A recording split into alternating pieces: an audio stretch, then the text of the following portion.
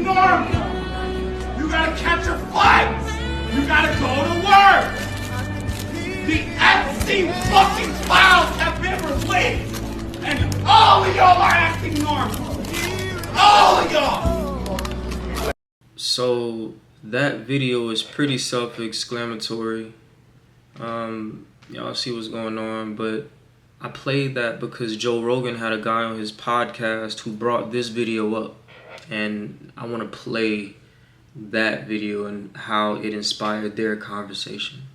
The Luciferians cast a spell on the world. And, for real? Oh, absolutely. It's just like how vampires can't go into a house unless they're invited. They tell you, what's going on ahead of time. It's predictive programming. And once you say it out loud and you put it out there and make fun of it and do a little skit like Stephen Colbert did a little skit on his show where, oh, here's a baby. I'm going to take this baby and I'm going to give it to Moloch. And he goes into like a cloudy red, furnace and hands the baby over. And he's, oh, the baby's going to be fine. And they make a joke about it and the audience laughs. Okay, we're all now conditioned to it. We've all seen it. And by laughing at it, we're complicit. You think that's on purpose, that this is like some sort of a grand design to get us to be desensitized to the idea of demons eating babies? Yeah, for sure. Really? For sure. And by the way, nobody's doing anything about it. We know what's happening. But that has to take, there has to be a person or some group of people. Yeah, like about 8,500 people. Yeah. That are manipulating the Colbert Show? That are manipulating everything. It's all an illusion.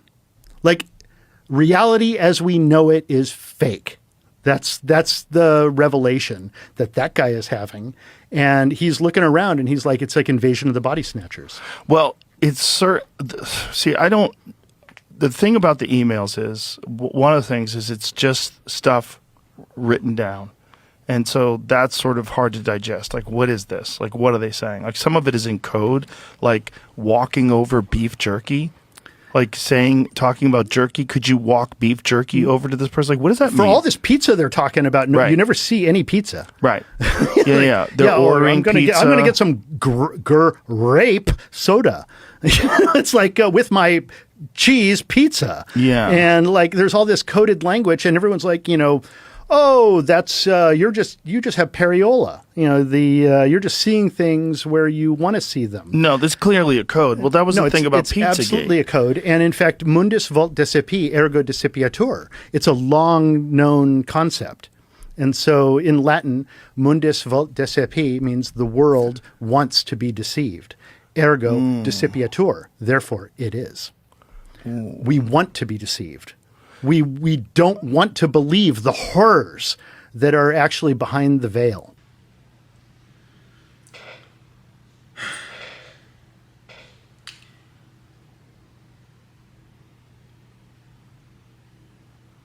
Personally, I don't really like how Joe Rogan was kind of acting like surprised that it's a possibility that there's a conspiracy or that there's a plot.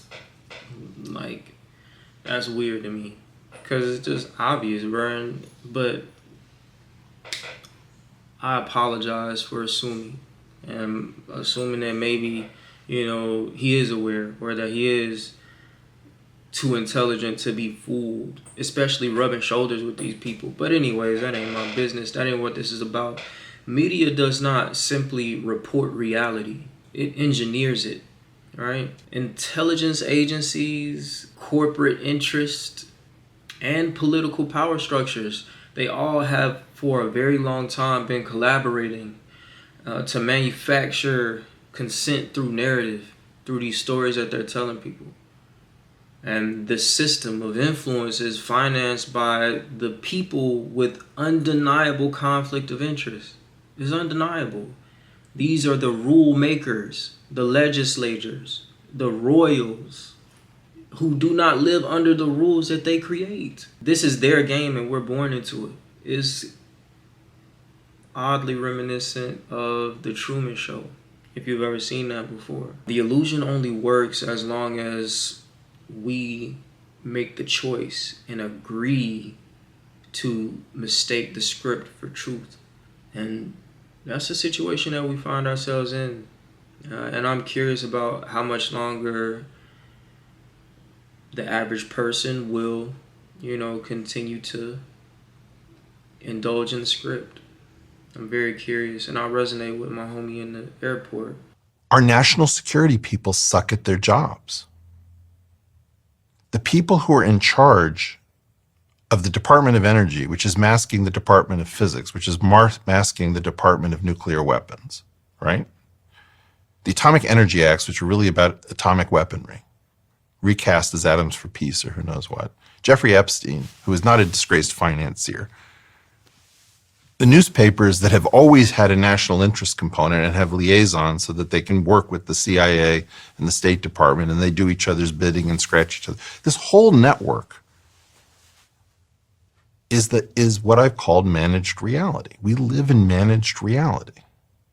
We are all in some version of the Truman Show. What do you think that means for people like me as podcasters? Because we're doing these long form conversations. You'll snap back. You'll say, that was a really interesting talk. And then you'll have somebody else on who'll be talking about the importance of melatonin and how we don't understand the role of sleep.